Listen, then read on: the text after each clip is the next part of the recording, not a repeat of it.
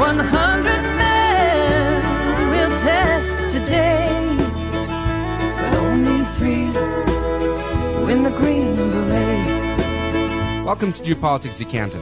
I'm Dmitri Alperovitch, Chairman of Silverado Policy Accelerator, a geopolitics think tank in Washington, D.C. Today I'm speaking with David Bramlette, a retired U.S. Staff Sergeant, formerly with the U.S. Rangers and then the Green Berets, with 3 combat tours in Afghanistan and Iraq. More relevantly to us, David has spent the last 10 months fighting with a team he had created within the Ukrainian Foreign Legion in Kharkiv, Donetsk and Luhansk oblasts. He's currently back from Ukraine and is a student at the Alperovitch Institute for Cybersecurity Studies at Johns Hopkins School of Advanced International Studies here in Washington, D.C., graduating in May, and looking for a cybersecurity job. So for any companies out there looking for a great and experienced cybersecurity professional, please contact David. David, welcome to the show. Thank you for having me. It's a pleasure to be here. So let's begin with, you've had a successful career in the U.S. military. What made you decide in March of last year to go to Ukraine, of all places, and to join the war? Yeah, so I get asked this question a lot, obviously. I was in my last semester at Johns Hopkins SICE. February 24th kicked off, the invasion happened, and of course, it doesn't matter what class I was sitting in, we were talking about Ukraine. And so I was stationed with 1st Battalion, 10th Special Forces Group in Germany, and I got there 2 months before Crimea was illegally annexed in 2014. So our whole mission shifted to countering Russian aggression in Eastern Europe. I got out because I didn't think that there would be the political appetite to send the Green Berets in if this did kick off. So when I was sitting in class and this kicked off, all right, well, I trained for this, I have the knowledge and the skills and abilities to go do something about this. Would I rather sit in class and talk about Ukraine or go over and actually do something to help? And so... But you don't have any connection to Ukraine, right? You haven't lived there? No. So, well, I mean, it's sort of funny. I did a DNA test, like maybe a few weeks beforehand, and my heritage comes from Poland, Ukraine, that area. So, that's just a funny anecdote. But no recent connection. No. And you just felt that the war was unjust, and you wanted to help the people that you had helped to train. Yeah, of course. I mean, in my mind, this is the most black and white, righteous, good versus evil fight that I'm probably going to see in my lifetime. And having served in Afghanistan twice, in Iraq once, I wanted to go fight for a cause that I knew was 100% right and black and white, and that's what I experienced there. I mean,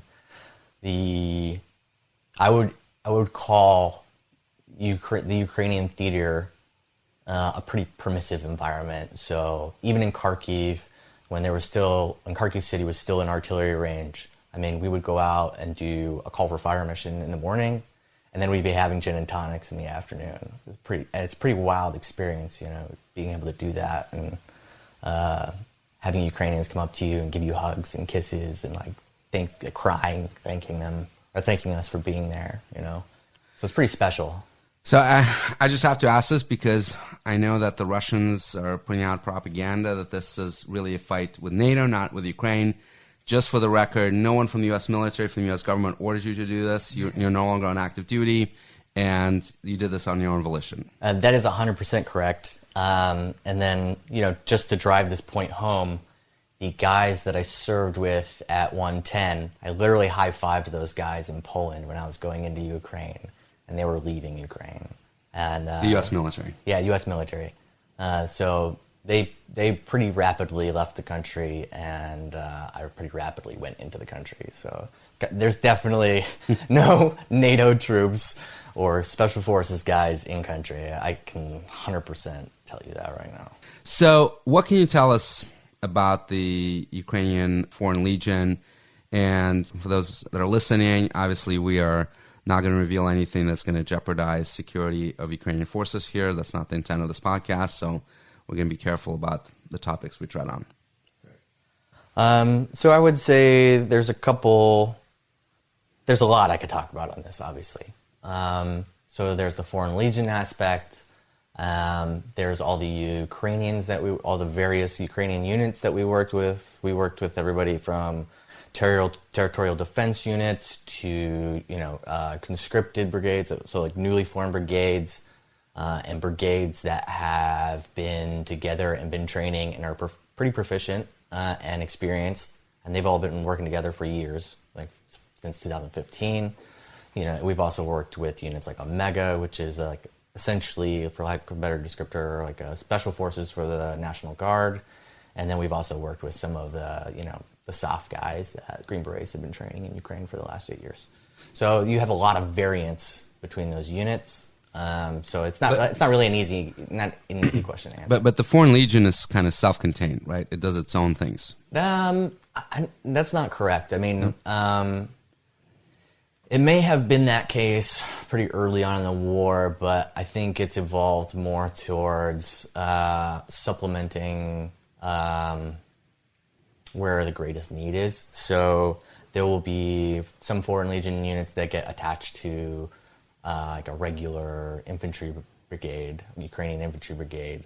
And then in other instances, if there's a battalion that is under strength, the Foreign Legion teams will go and supplement them and, conduct some special reconnaissance, sniper missions, things of that nature. So to kind of boost the defenses of what's going on here. And who's part of the Foreign Legion? Is it kind of former military guys or people without even training coming in? And are they coming in from all over the world or just Europe and the United States? Yeah. What can you tell us about that? Sure. I can speak from my experience of when I came into country in March. So I was on the train from Poland to Lviv, and I was sitting with 3 other guys who were coming in. One of the guys was in the Canadian military, I think. And he had fought with the YPG as well. There's a lot of dudes who fought in Syria who are... YPG are the Kurds in Syria. Yeah. There's a lot of Westerners who have made that transition to fighting in Ukraine. And then one guy was with the formerly French military, I think, but didn't have much experience. And then the third guy was from Germany, and he was a carpenter. No experience at all? No. I think he'd fired guns a couple times. So at the beginning of the war, there was a lot of that. And how did you deal with that? How do you train up a carpenter? Yeah. I'm the wrong person to answer on that. So I founded my team with another former Green Beret, and we made a pretty big deal of ensuring that guys had, at the very minimum, military experience. What we were looking for was combat experience. So we would do all our own recruiting through word of mouth and just talking to people, essentially. The people that are already in Ukraine, right? Yeah, exactly. Yeah, we would recruit from inside Ukraine. So we would put a lot of emphasis on vetting for my team personally. I can't speak to what other teams would do. I know they probably have lower standards. And what was your team focused on? Recon, infantry, assaults? What was the mission? Yeah, it was pretty much whatever we wanted it to be. We were pretty much... a little bit different from the U.S. military. Yeah, so if one of the reasons why I got out of the U.S. military was because I thought it was too risk averse. Just to go to the range, you got to put in this risk assessment, you got to do all this paperwork, blah blah blah blah blah. I wish I could have found some happy medium between the two, but instead I found one extreme with U.S. military and the polar opposite extreme. Sort of the Wild West. The Wild West, yeah, exactly. And keep in mind that a lot of the stuff I'm talking about, has changed over time. So what the Foreign Legion was in March is not what the Foreign Legion is today, and standards have changed. So they're doing security background checks now, whereas in the beginning it was kind of the Wild West. So they have made significant progress in raising the level of experience and professionalism needed to come in and help. What was your first engagement like with the Russian military, and what did you learn from that? Yeah, first engagement. Well, so for a very long time before the Kharkiv counteroffensive, the lines were very, very static in Kharkiv. So we would do a lot of reconnaissance in the gray zone, some mining operations, things that would give us a little bit of standoff because, if you're running around in the gray zone with 4, 6, or 8 guys and you take a casualty, nobody's coming to get you, So we started the team off very, very conservatively because we had to learn what the environment is like.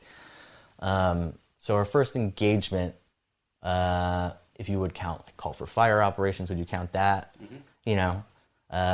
Identifying targets with a drone. You would encounter a Russian force and you would ask for artillery support. Yeah, but we'd use it with a drone to identify them. The idea is this is maybe sound crass, but kill them in the most efficient and safest way possible. That was my goal as a team leader. And, I think we did a pretty good job of that, to be honest. We only had one team member who was wounded in action, and that was in a pretty heavy engagement. So we've been in for the most part, our team liked to work sort of independently because we could control the situation we put ourselves in. So when you start incorporating adjacent units, you start working with other foreign teams, you start to lose that ability to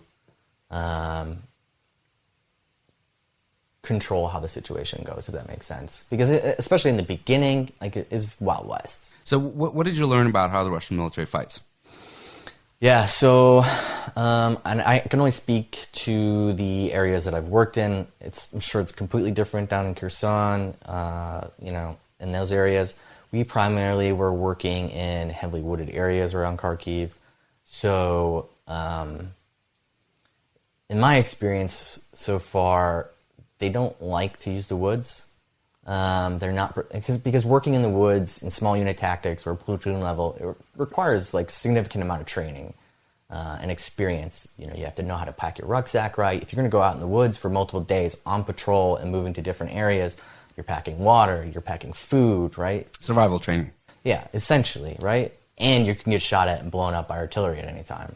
So what I noticed is that they're not very proficient in the woods with small unit tactics. And what they really would like to do is, they pretty much wouldn't try to occupy any heavily wooded areas. They would try to occupy the villages and more urban areas, built up areas around the woods, and then use a lot of mines. They love using mines, everything from the OZMs, which is the bouncing Betty mine, which are really, really nasty, from PFMs to I think Palm 3s, which basically in all these, except for the OZM that I've mentioned, you can disperse using artillery canisters, which is really nasty, so they don't have to hand and place it. But they really like using these mines, and it's because I don't think they have the experience to work in the woods. So what they do is they deny mobility out of the wood block. So they'll hold the big villages, use artillery to suppress, and then mine avenues of approaches to these areas. Do you know which Russian units you were facing there? At the beginning, we faced a lot of LPR, DPR guys. You've probably read about the barrier troops thing that the Russians have allegedly been using. We kind of noticed that when the lines are very static around Kharkiv, they're kind of using the LPR, DPR guys for the same thing. Do you think you encountered any Spetsnaz, Special Operations Forces? No, we never encountered them, but in the areas we worked, occasionally they would come in. There was one area we were working in. They came in at night one time and knocked on one of the command posts, Ukrainian command posts. And they pretended to be the Ukrainian company commander. Were they dressed in Ukrainian uniforms? I don't know. This was at night, but they messed up.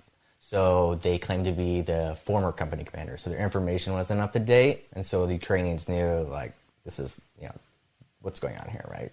So it was not successful. I think they were trying to capture some Ukrainians to get intel on, Ukrainian movements, Ukrainian positions. Did you see them do a lot of nighttime operations? Especially as the war went on, as the year went on, I didn't see them do it very much any. Yeah, They do have, like some handheld thermals, like commercial off-the-shelf thermals, but nothing significant. At least those guys. Yeah, at least those guys. Yeah, correct. And did you notice any decrease in quality of fighting over time as you've been there for 10 months? So I would say fighting in terms of the experience level of the individual soldier, no. But I will say that HIMARS made a huge difference, like a noticeable difference for us. So, our typical mission would be to go into the gray zone. So the gray zone is in front of the Ukrainian line, or between the Russian and Ukrainian line. So our typical mission would be to go in the gray zone and either do a sniper operation, or lay some mines, or call for a fire mission. For the majority of our missions, that's typically what it encompassed.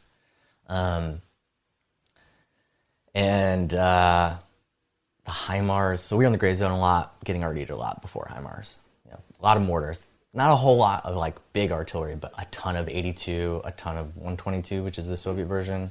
And after HIMARS, before HIMARS to after HIMARS, huge difference. I would probably say 50% decrease in the amount of rounds that we are taking. Because they just had to move the ammo logistics further Yeah, out. I think so, yeah. I mean, part of it might be that, the focus of the Russians had shifted to the Donbass or Kherson, right? So, but HIMARS, I'm talking about a month, like a 30-day window, there was a noticeable difference. How accurate were the Russian fire missions? I mean, they use a lot of drones too, right, to guide their artillery? Yeah, so I have two sort of answers to that. This is my opinion, and this may be completely inaccurate, and it may be due to the fact that we had terrain that gave us freedom of movement with the wood blocks and the trees, concealment from overhead cover, but in my opinion, some people are going to disagree with this, you either have to have done something very, very stupid or be very unlucky to get taken out by artillery. That being said, my team was not the type of team that went to the front and sat in a trench or sat in a CP. Command post. Yeah, command post. We would ID a target or come up with a mission, and then we would do a full mission planning cycle back in the rear where it's relatively safe. Come up with medevac plan, comms plan, contingency plan, all this stuff, and then we go out and execute, come back. So, honestly, I would say that for the terrain that we were working in, the gray zone is actually one of the safer places to be, as opposed to, there's sort of two kind of safe places. So we worked in Izum a bunch as well after it was liberated, and we had a safe house there. And Izum never gets hit with cruise missiles. It's out of artillery range. So Izum is super quiet. It's very, very quiet. But if you go to Kharkiv City, they're getting hit with S-300s. They're getting hit with Calibers at night. So it's like kind of an interesting dynamic there. And then, on that thread in the gray zone, if you have concealment from drones, you're not going to get identified. They're not just going to be spraying artillery rounds into a big wood block. So it's also kind of a safe place, And I've noticed that the Russians don't really they don't have that skill to be super sneaky in the woods, and Did you see a lot of use of drones? Yeah. This brings me to my next point. So there was one instance we were doing reconnaissance for an upcoming assault. And there's two things to this story. It was a pretty small wood block. So in order to deny access and freedom to maneuver in that wood block for 2 weeks straight, they were just launching PFM mines from artillery dispensers every day, multiple times a day. You could stand in one place and see 15 of these PFMs all around you. But the Ukrainians still have observation posts everywhere in there. So you have a path that's cleared like that, and you're just walking. It's PFM, PFM, PFM, PFM. You're showing a very narrow path right now. Yes, yeah. And just PFMs everywhere. And those are the little toe popper, the butterfly mines.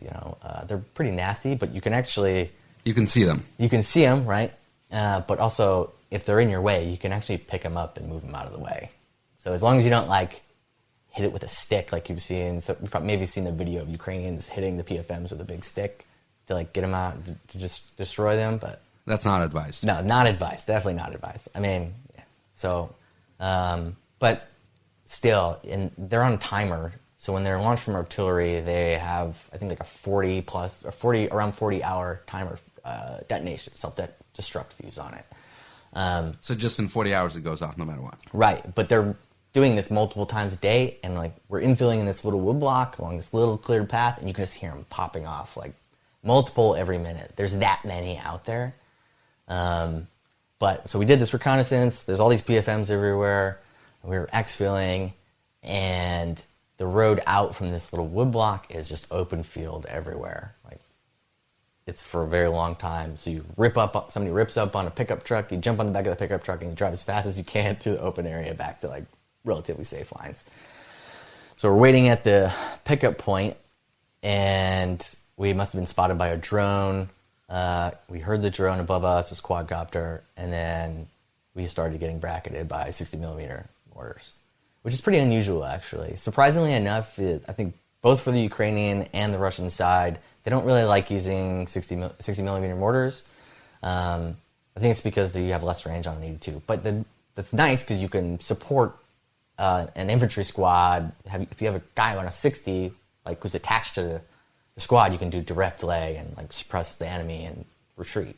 But anyway, but we basically got bracketed. So we're at the VDO. I have probably the rounds start coming in. Video is vehicle drop off, vehicle pickup location.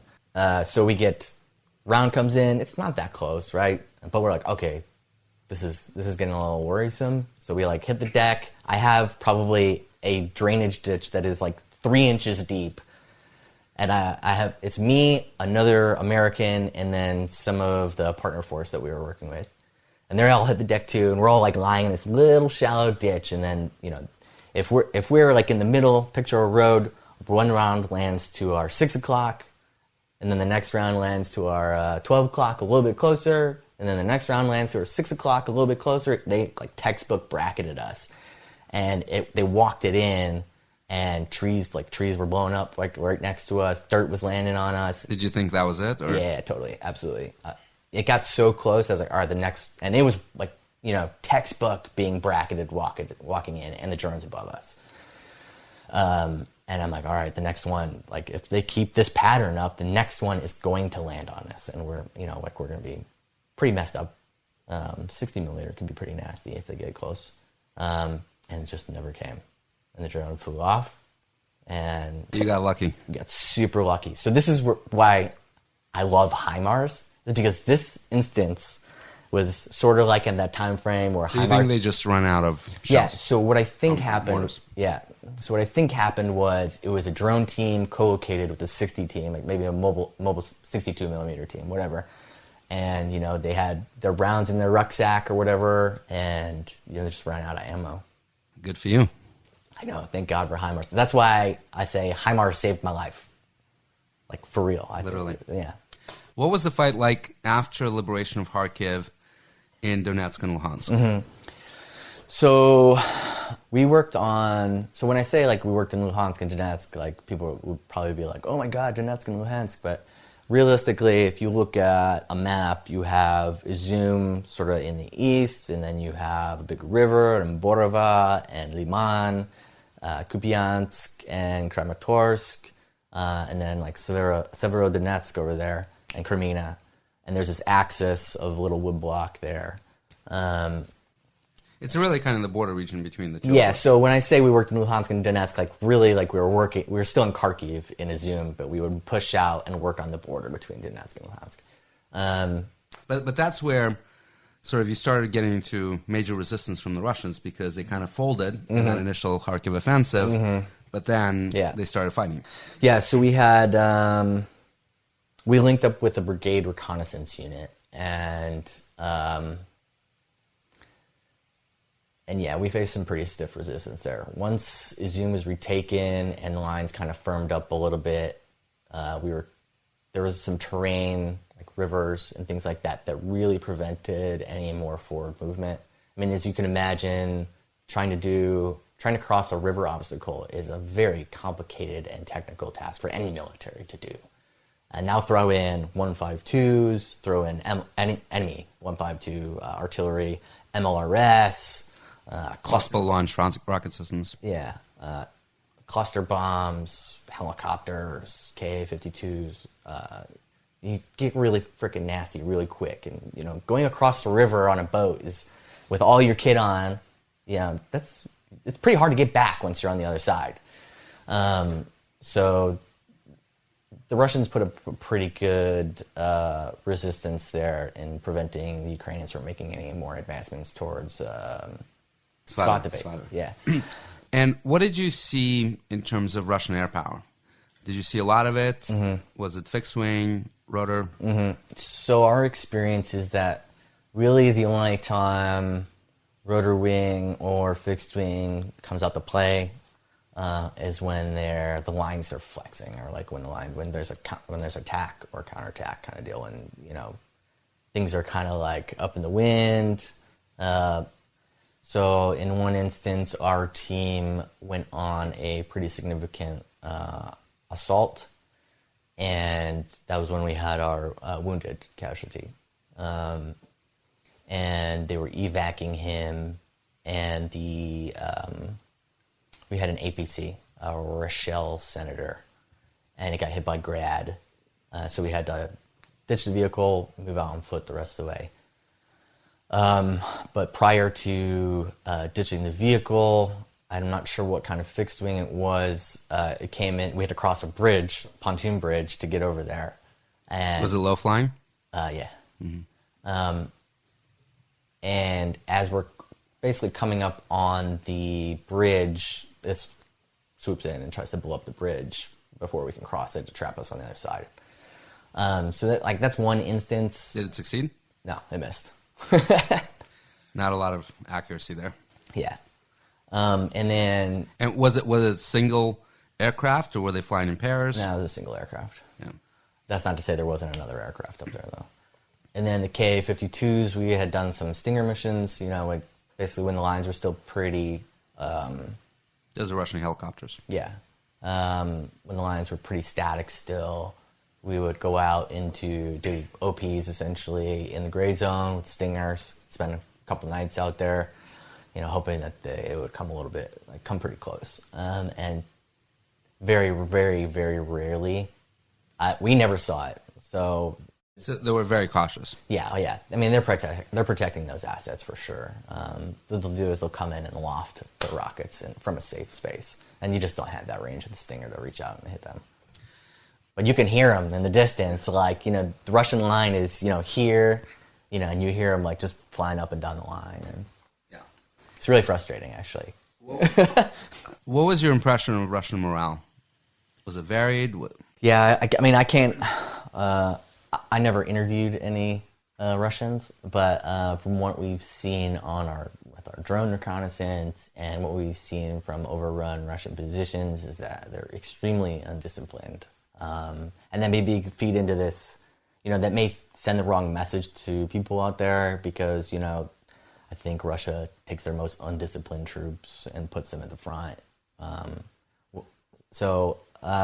You know, their trenches will be an absolute mess. People won't have their kit on. People won't have their guns in their hand. Dudes will be out, it's like with the shirt, like laying out in the open with the shirt up and his like huge white belly out, just probably drunk, like passed out on, you know, a path next to the trench. Do they even clean their weapons? So, all right, so we captured two AK-12s, a BMP-1, a bunch of like training manuals and things like that. And the AK-12s were an absolute disaster. Like, there's no way you were going to fire a round to that thing if you wanted to. Like, absolutely not. So even though AKs are notorious for being very reliable, you still need to care for it a little bit, right? And well, actually, I've heard the opposite about the AK-12. So the AK-12, I read something that it had actually been, like, people were saying that they should have them recalled. They were like so bad in the field. Regardless, they never cleaned this thing. Absolutely. It was absolutely disgusting. You were not going to be able to even put though rounds you're in the rain and the dirt. It was in a building. We captured them in a building. So, Yeah. like, they had opportunities they could have cleaned their weapons. So, I think those dudes were either schwacked or they were killed or they just cut and ran. And just for our listeners who may not have a military background, I mean, this is something that's drilled into you in the U.S. military, right? Always clean your weapon. And the AK-12 it's even more, is like, you're not going to get, the AK-12s don't go to, like, a conscript, right? So an AK-12 is going to go to maybe some sort of special unit or some commanders. But we think this CP was used as a training ground for conscripts or whoever.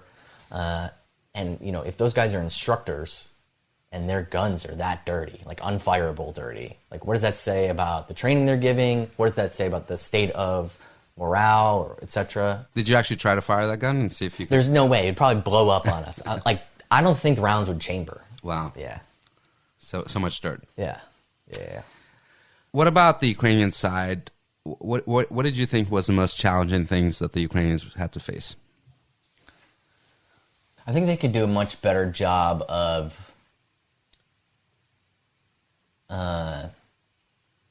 disseminating information to the lower levels. And this goes back to the sort of, there's some conflict between, the up-and-coming generation of new leaders in the military and that sort of old Soviet style of leadership. So when I talked about the variance in units, degrees of experience and professionalism, you have these newly formed brigades who are oftentimes, staffed by old Soviet officers, essentially. And then you have units with some of the better infantry brigades who have, the company commanders are very young and, they understand that, okay, we have to, back brief our guys. We have to disseminate information to our guys. We need to do training in our downtime. We have to tell them who's to our left and who's to our right. So if you have to attack or if you have to retreat, guys aren't wondering, okay, are the guys still to my left? Are they still to my right? If you don't tell them that, they're going to wait. They're just going to run, right? I mean, did you run into friendly fire issues? We did not run into friendly fire issues. So, there were issues of lack of deconfliction sometimes. But for the most part, and maybe this goes to what I'm saying about our team, my team, controlling the situation. So we were very good about not putting ourselves in a situation that would occur. So a very dangerous aspect of our job was, you leave Ukrainian lines, you go into the gray zone. You got to go back to Ukrainian lines, right? So you have to pass back through these guys who are out there sitting in trenches, getting shelled all the time, and they're out there for days. Some of the TDF guys we talked to have been out there for 3 months, sitting in a trench, And it's not like Bakhmut, right? But they're still getting shelled pretty regularly.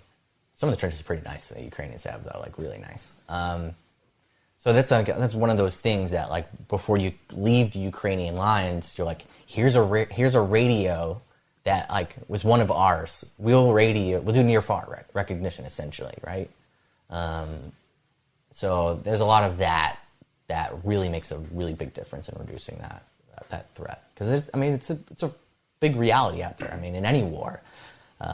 In my I also did a deployment with 2nd Infantry Division, and we had friendly fire incidents in the regular army. Yeah, of course, it happens. War is chaos. What? Hopefully, it's a little controlled. What, from your perspective, from what you've seen, what do the Ukrainians need the most, both lethal and non-lethal? Yeah. aid? So, I guess this brings me to one of my complaints about what I hear from academics and other decision makers. I feel like there's a lot of talk about Ukrainians need to learn to do combined arms, right? I'm not everybody's looking for this silver bullet that is going to solve the problem, right? It's going to be the silver bullet so the Ukrainians can roll over the Russians, kick them out, and it's just not. if we wanted the Ukrainians to be good at combined arms, we should have started in 2014. We should have It's a really hard mission to train for. It's 100%. It's super hard. I mean, the reason why the U.S. is good at it is because we have a century of making mistakes and learning from our mistakes, right? So, but also we have all the elements. We have air power. Right. AWACS. Yeah. Reconnaissance, etc. Satellites. Yeah. So it's difficult. I mean, but I do think that the Ukrainians have improved significantly, for example, in using infantry in supporting armor. Right, so at the beginning of the war, very decentralized. Basically, here's a javelin, go find the Russians around Kyiv. I had teammates who were there for the defense of Kyiv, and they were handed like javelins and AT systems, and on their own, they got a boat and drove it up into the Chernobyl exclusion zone to hit some Russian columns in the rear. So very decentralized, and but it worked. Just not a planned mission, just going out there. Pretty much, yeah, YOLO. But it worked, right? I mean, the situation has changed now, and I just need, you have to keep in mind, I guess, from the start of the war to now, I think Ukraine is on a very steep trajectory, an upward trajectory, and people don't really understand that because you don't see in the news the finer details of what's going on at the front and how the Ukrainians are improving and learning from their mistakes. I think the Russians have a pretty flat trajectory. I mean, maybe you can answer this question better, but what else can Russia bring to bear besides more troops, more artillery, more tanks, right? I mean, clearly they're playing a quantity game. Yeah, for sure. And this is where I think to answer your question, Western weapons are huge, are so important because we place so much emphasis on quality and precision over, number of tubes, essentially, right? And so look at what HIMARS have done. If I could wave a wand and give the Ukrainians any weapon systems, I would be talking about number one, ATACMS, for sure, 100%. And maybe I'm biased because HIMARS saved my life, but ATACMS all day, please send it. You want range. Yeah. I mean, we've pushed, Ukraine has pushed back, the logistical hubs out of the range of HIMARS, right? So, granted, the new weapon system that is being donated, I can never remember the acronym, it's like a rocket boosted thing. GLSDB. Yeah, right. That'll be a great addition. But, it's double the range of HIMARS? Yeah. Maybe more or less? Well, there's also questions of how many exist. It's a very new weapon. It's based on some existing weapons, but we don't have stocks of them, so we're going to have to manufacture them. Yeah. So, ATACMS all day. Yeah, but they need more. It would be great if they get some long-range drones, they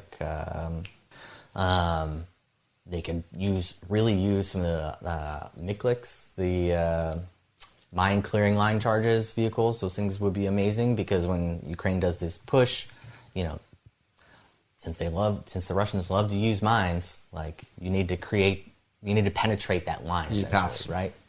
So that's huge. What about non-lethal aid? And I'm also curious, related to that, is Starlink. I've heard a lot about dependency on Starlink. Can I jump back to the previous question real quick? Sure. So when I'm talking about variance in units, you have a lot of these newly formed brigades, right? So these guys haven't received a lot of training. These dudes were working in offices beforehand, right?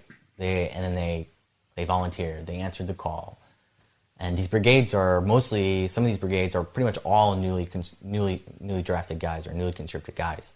So donating weapons like ATACMS and giving more tubes, it's really very, very, very important to be able to soften up the Russian lines enough, the front line enough, the first barrier of Russian troops, soften them up, and then you use these longer range precision guided weapons to move the logistical hubs even farther back so that when these newly formed units, which there are going to be more because this is, a very dangerous and a lot of casualties, you need to soften those lines up so these newly formed units have a fighting chance to punch through and cause some damage. And that's really how I think you're going to make you're going to move the needle that way. Another thing is, I think, this is just, again, I'm biased, I'm a Green Beret, why aren't there Green Berets in Ukraine? I mean, I've been all over Ukraine. If you go to Lviv, even Kyiv, like, there's a lot of space in Ukraine that is open, that is totally permissive. Like, they can very easily... We are training Ukrainian troops. We're just training them outside of Ukraine. Right, but there's so much... I mean, how much paperwork and overhead and all, like, political maneuvering that needs to happen in order to, like, for those things to happen. I mean, I'm talking about, like, set up a training camp and do, like, a pre-deployment training, like we would do. But the Russians had training camps that we had used near Lviv, right? So that would be a prime target for them to hit with missiles. I think there are ways to reduce that threat. I mean, I wouldn't be too worried about that, and I'm pretty sure my Green Beret friends would also be okay with, would be willing to take that risk. And that's their job. I mean, that's what they signed up the Green Berets to do. So I just really do not like the political, aversion to, having a more significant impact. And this is going to be a long war. You can understand it. We've fought for 2 decades. We've taken a lot of casualties in the Middle East, and there's an aversion, both political aversion, but also among the American public, to be involved in other people's wars. That is one of the most catastrophic results from the GWOT, I think, is that we have this GWOT PTSD, or whatever you want to call it. Global war on terrorism. Yeah. To taking any more significant role. I mean, I don't think sending in some Green Berets, a few ODAs to, do train the trainer program in Western Ukraine is going to tip the scales and lead Russia to go nuclear, I just wish we would be a little bit more assertive in our responses and a little bit less, reactive. ODA is... Operational Detachment Alpha. Oh, okay. So it's like a 12-man special forces team. And when it comes to non-lethal aid, what do you think is needed the most? Because I've heard that, well, let's take Starlink as one. I read the one CNN thing. article today about them. So CNN published an article where you had the president of Starlink on the record saying that Starlink is geofencing and preventing Ukrainian military from using Starlink for controlling their drones, for doing artillery recon, intentionally doing that because they don't want these systems to be used for military purposes. I think she said offensive specifically, because she said it was okay for communications, but they didn't want them being used for offensive operations. And like my favorite little quip in that thing was they even admitted that the Ukrainians are using them in very creative ways, the Starlink terminals, and they are. Trust Absolutely. me, the Ukrainians are so crafty. I love it, and that's one of the things that gets me like really excited about. Can you share any, or is that too sensitive? I really can't share that. I mean, that's too sensitive. Yeah, that's too fine. sensitive. But did you use Starlink? Oh yeah, we had two terminals. And how important was that for you? For us and all of Ukraine, it's pivotal. Like, it's absolutely essential. So at the beginning of the war, Starlinks were how people communicated. So that's not to say there weren't gaps. So for example, at the front line, there would be a Ukrainian CP. They'd have Starlink, obviously, and that's how they communicated to hire, was using Starlink. The gap at the beginning of the war was, you have the CP where the company commander is, and then you have forward positions or patrols, and like really there wasn't any good way to communicate, with those units who are out on patrol. Is that because there was a lot of EW, electronic warfare, jamming of radio communications, not a lot of radios? So, yeah, not a lot of radios. Let me rephrase that. Not a lot of good radios, good enough radios. So, but you can imagine how that would be a problem if you can't communicate with your units that are out on patrol at the front. But, to put this in perspective, the radios that we were issued were hot garbage. So, like, we would get these Western weapon radios? Motorola's. Motorola's. Yeah. We would get 500 meters out of them. And it's like... 500 meters? Yeah. Wow. Yeah. Not a lot. Not a lot. I mean, you might as well not even carry it at that point, to be honest. And we stopped carrying it. I mean, partially... Were these civilian radios? I don't know if they were civilian. They had encryption on them, for sure. But there was no, rotating the encryption or anything like that. But so we just, A, we stopped carrying them because they weren't effective, and B, for a very long time, until we got better radios, I didn't want people carrying them anyway because of the directional finding potential of, us getting, big bombs dropped on our heads. So another thing is I never let my guys carry phones.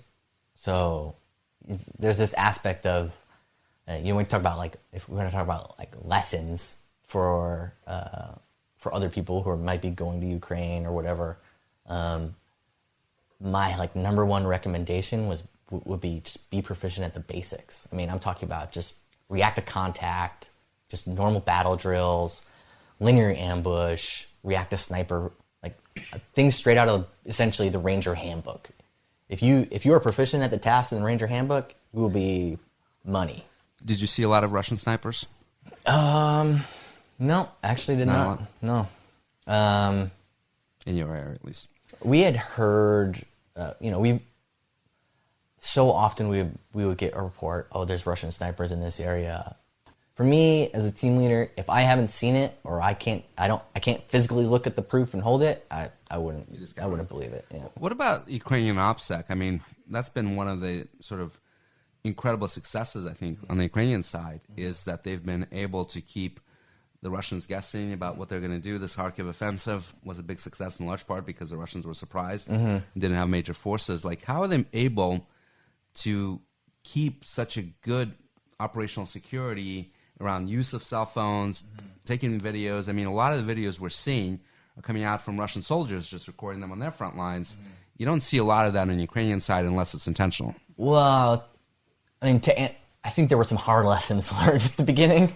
I mean, I got to Ukraine at the beginning of March, and that was when the Legion Recruiting Center got hit. And I talked to some guys who were there, and they said it was not a good situation. Dudes were, obviously, when you bring a bunch of people in with no experience, carpenters, for example, they don't know anything about, giving up location data, metadata on photos, blah, blah, blah, blah, blah.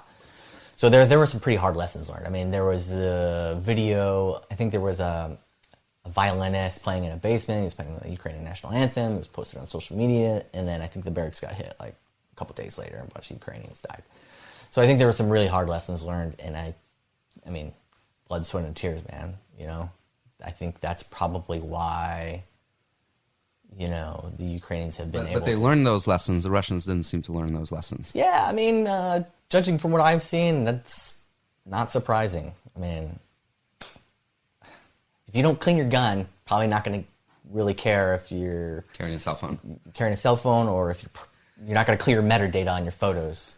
So let's talk about one thing that you mentioned to me, which is incredibly sad thing, but you had a colleague that was wounded.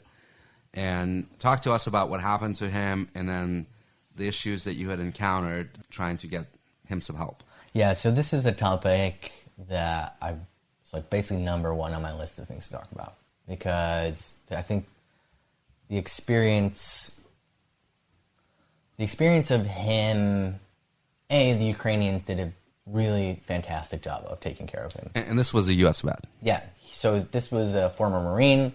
He fought in Fallujah, the Second Battle of Fallujah. He's a hardcore dude. Probably, if I had to choose anybody on my team to not get hit, it would have been this guy. So just really unlucky. He caught shrapnel through the eye.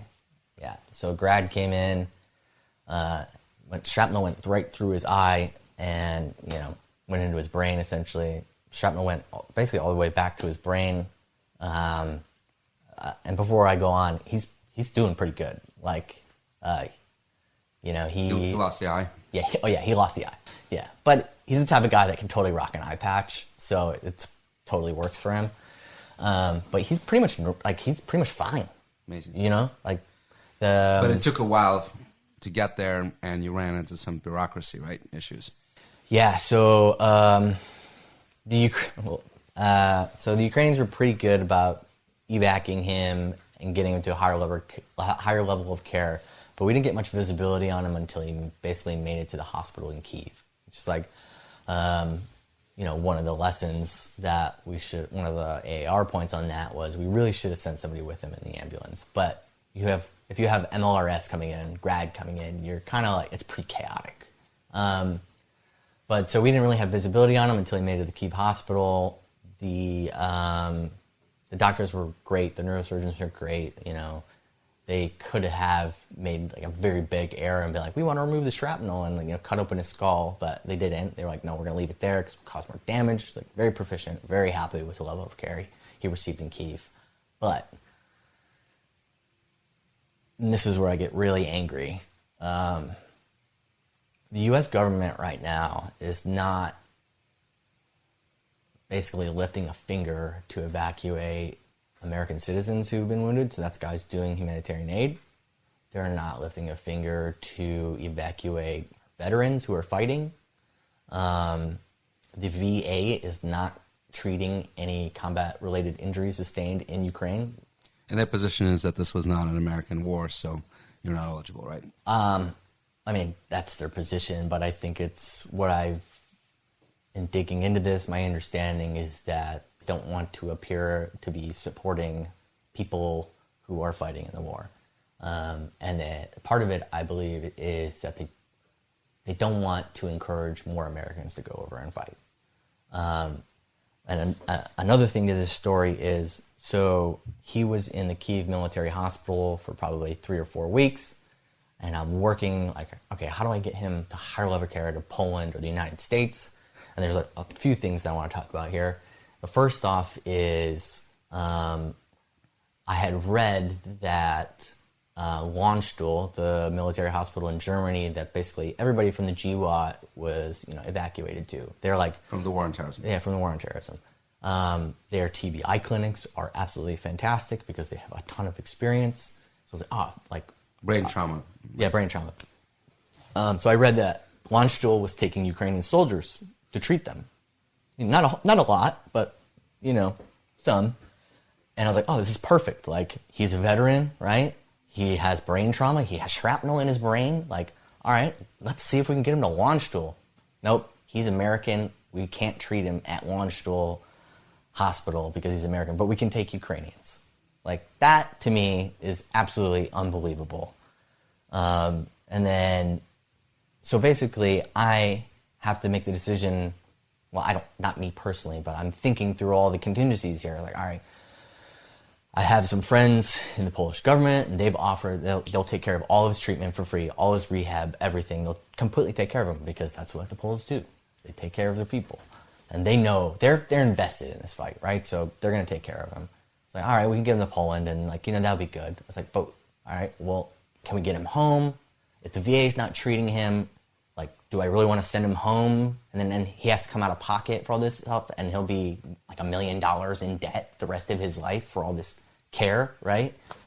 So I don't want to send this guy home, and then, you know, he has to declare bankruptcy after he just willingly volunteered to go fight for democracy in Ukraine. Like, that kind of makes me angry. So I got in touch with some friends from the Romulus T. Weatherman Foundation. They're a private foundation that is doing a lot of good work in Ukraine. They're, you know, delivering incubators for premature babies. They delivered like 2,000 tons of medicine and food and blankets and clothes and all this stuff. So they're awesome people. And they were like, yeah, we'll get them out. And essentially, they arranged for an ambulance. They arranged for transport from Kyiv to Poland, and then transport from Poland back to the United States, which really pisses me off because not only this is twofold here. So not only, you know, Grizz is not the only American that's wounded. I talked to plenty of wounded Americans over there, and I'm like, all right, dude, what's your plan? Like, I don't know. I'm just gonna stay in the hospital in Kyiv. I don't really have any other choice, right? But they were amazing. They got him hooked up with a specialist, a neurosurgeon specialist in the North Pacific Northwest, and he doesn't have to pay anything. But how many Americans are coming back wounded, and, you know, they don't have somebody like me or somebody looking out for them, or don't have the connections with, you know, private donors to take care of them? You know, it's absolutely atrocious. Particularly since it's vets. Yeah, this guy fought in the Second Battle of Fallujah, right?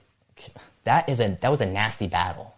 So, like, they just abandon our veterans and citizens who are over there, you know, feeding people, clothing people, doing great work. It's disgusting to me. So you spent 10 months in Ukraine, put your life on the line, had a buddy that was wounded. Mm-hmm. Any regrets? Mm. And what do you want Americans to know about this conflict? Yeah, so regrets. I think everybody has regrets. I mean, it was very, very bittersweet for me to have to, I didn't have to leave Ukraine, but to hand the team off to new leadership, essentially. So You wanted to stay?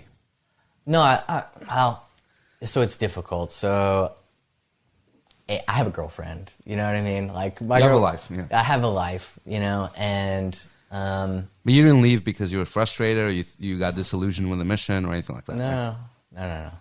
I left because, you know, as everybody, most foreigners, so on the team, it's volunteer unit. So people were constantly rotating it out. People have kids, people have mortgages, people have bills. Like, one guy was a UFC fighter and he had a fight, so he had to go home.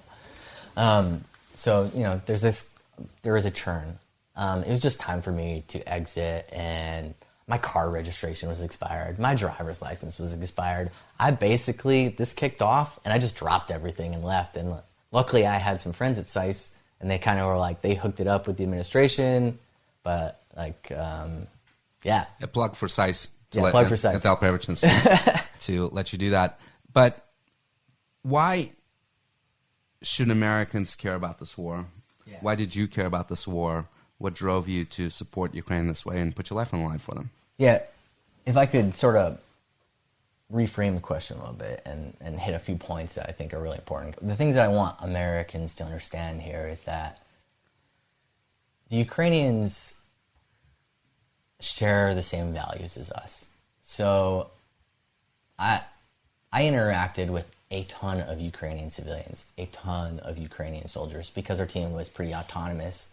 So we had to do all our own, you know, fact-finding and coordination with adjacent units and things like that. So in Ukraine, I was so often just welcomed into people's homes, and they cooked for us. Babushkas would literally sit us down and just shove food in our mouths. Babushkas are grandmas. Yeah.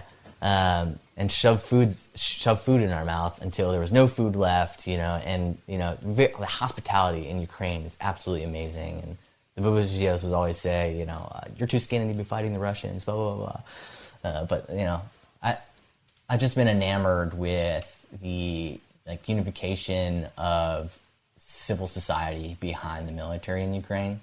So, for example, in Kharkiv City, in June, basically, you know, 1 to 4 caliber cruise missiles would come in. I'm not sure if it's just precisely caliber cruise missiles. Big bombs would come in the middle of the night, 1 to 4 of them, and blow big buildings up every night in June. It was really bad month for that.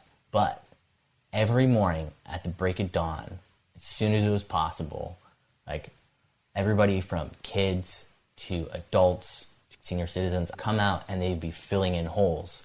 They would be sweeping the sidewalk. They would be cleaning up the rubble. And there's something really inspiring about that. You know, there'd be artillery blowing up, you know, gunfire in the distance, and, like, at the front, there'd still be people, Ukrainians, living there, and they'd be out tending to their garden. They would be taking care of their property. And these are things that I think are just, like, really inspiring in terms of, like, it's how they resist. So I think everybody, and I'm making very sweeping generalizations here, of course, you know, because not 100% of the population is, you know, whatever. But from what I witnessed, everybody is doing something to contribute to the war effort. And, you know, there's something, like, they're defending, whether you're carrying a gun or not, or wearing a uniform or not, they're all doing something to support the government in Kyiv, to support the war effort. And I think that's because they share the same values as us. They want to keep their government, they want to keep their democratic, you know, government in place. They share the same democratic values as us. And the biggest thing, you know... And by the way, we should say that Kharkiv is one of those regions where a lot of people speak Russian. Yeah. They don't speak Ukrainian. So oftentimes you hear from pundits, they're saying, well, these are Russian-speaking people. They're not really pro-Ukraine, they're pro-Russia anyway. You did not encounter a lot of that. I encountered zero pro-Russian sentiment. And I've heard this from multiple people in other oblasts like Mykolaiv, Odessa, Kharkiv. So these areas, my understanding is there's a lot of pro-Russian sentiment in some of these oblasts before February 24th. And I think what happens is that when your kindergarten gets blown up, your school gets blown up, suddenly you're not so pro-Russian anymore, right? Yeah, one of my teammates is a Ukrainian American, and he had been working in Ukraine in Mykolaiv for years leading up to the war. And he would go to this bar, and he would always talk to this bartender. And this bartender's like, I don't really care if the Russians are in charge or, if the Ukrainians in charge. I just want to live my life, man. And February 24th kicked off, and he sent my teammate a message and was like, dude, I totally changed my perspective. I'm going to work for Nova Pochta, which is the postal service in Ukraine. And this dude was in Kherson 2 days after it was liberated, delivering packages. He said that after he saw a Russian tank just, driving down the street and then just turn and shoot in an apartment building with a bunch of civilians just standing on the balcony, he was like, I can't put up with this, right? I have to do something.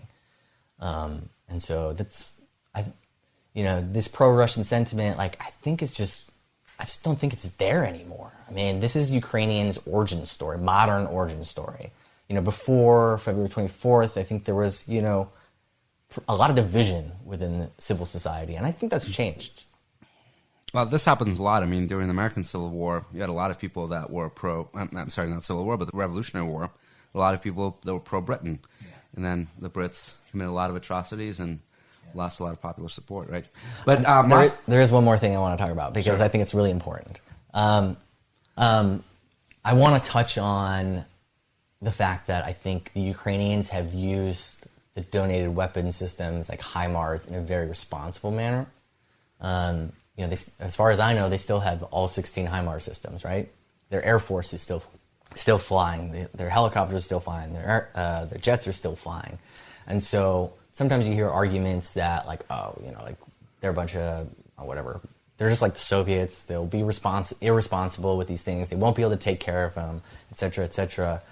But I think that's not the case at all. I mean, I think the Ukrainians have proven time and time again that they are able to adapt and learn at a very rapid pace and use these systems effectively.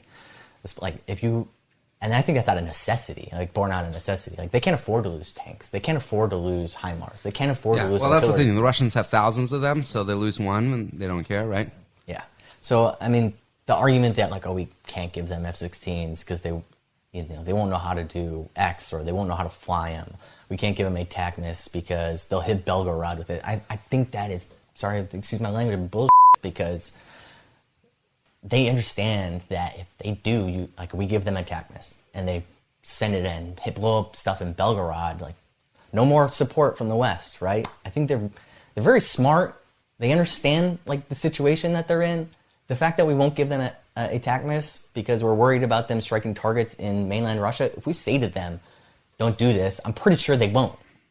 All right, last question, David. Can Ukraine win this war? Yeah, I firmly believe that Ukraine can win this war. And I think I said this before when we had dinner before, is that I think Ukraine will still win this war even if Western support dries up. It's just that the war will be absolutely disastrous for the Ukrainian economy, for the Ukrainian people, for the Ukrainian identity. It'll turn into an insurgency. I have no doubt that if Western support dries up and the Ukrainians aren't able to maintain a conventional posture, you're gonna have the will to fight will be there. Yeah, and the will to fight of Ukrainians is the polar opposite of what my experience in Afghanistan and Iraq was. I mean, the stuff that the Ukrainian soldiers put up with at the front in the trenches, you have to have a will to fight to put up with that. I mean, there's just no other explanation. You're not gonna get shot for deserting. The Ukrainians behind you at the CP, if you come walking back and I'm done, they're not gonna put a bullet in your head. So David, glad you came back safe. Thank you for coming on and sharing the story with us. He'll test one day, so have him win. the Green Beret.